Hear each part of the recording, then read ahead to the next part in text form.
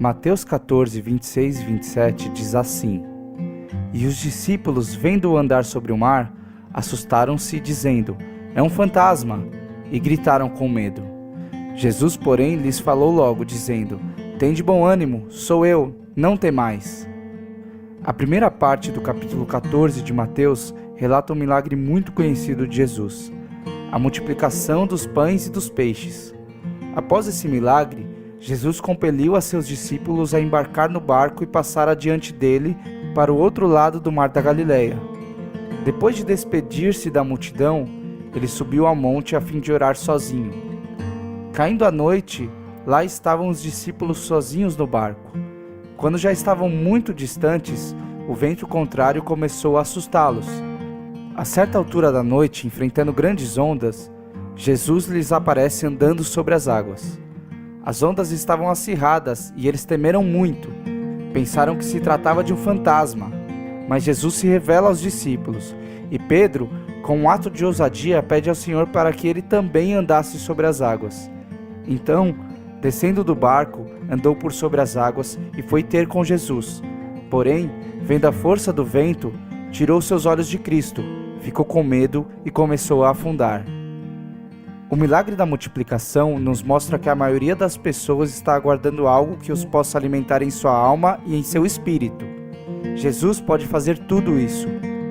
Muitas vezes as pessoas estão na igreja atrás de sinais, milagres e maravilhas, de verem coisas extraordinárias acontecerem.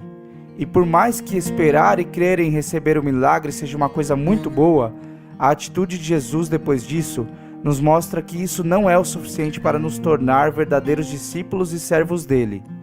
Ele nos incentiva a entrar no barco e seguir adiante. Ele nos desafia mesmo que o mar fique bravo, mesmo com a nossa pequena fé. Precisamos notar que Jesus buscou um lugar longe da multidão e longe dos discípulos, onde ele estaria em oração diante do Pai.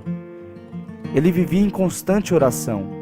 Ele intercedia pelos discípulos naquela época e hoje também intercede por nós junto ao Pai. Quando pensamos que Ele está longe, Ele ouve nossas orações e atende ao nosso clamor.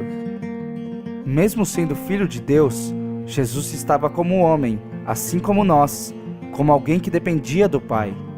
Por isso, Ele sempre orava e mantinha comunhão com o Pai para que recebesse direção. Assim também deve ser conosco. Se orarmos e o buscarmos, o Espírito Santo nos guiará e nos dará entendimento sobre situações que muitas vezes não sabemos como discernir e agir. Deus é sábio e amoroso conosco. Aquele que nos guarda é o Deus que pode todas as coisas.